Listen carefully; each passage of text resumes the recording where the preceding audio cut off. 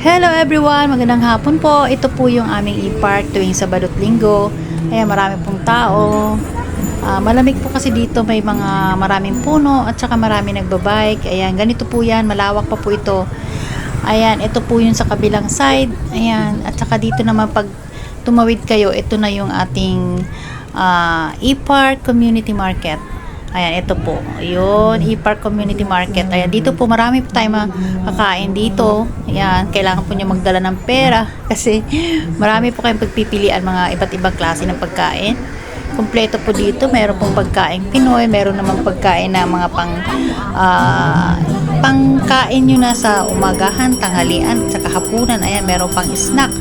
Ayan, iba't ibang klase po dito matitikman ninyo. Kaya pag kayo po ay pumunta rito ay magdala po kayo ng pera. Ayan, kagaya nito, ang ganda tingnan, ang sarap din po niyan.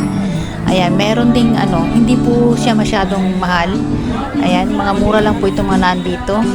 Ayan, ito po, sari-sari po yan. May mga lemonade, may mga ganyang, may mga hotdog, may pagkain ng Korean. Ayan, mga pagkain ng Korean yan. Ito ito ng Chinese, yung tanghulo. Ayan, ayan kanilang pinakaano nila, famous sa kanila doon. Ayan, tanghulo. Ito, yung po binabad sa yan. Meron tayong mga siomay. Ayan, ito, sari-sari po yung ito, masarap ito.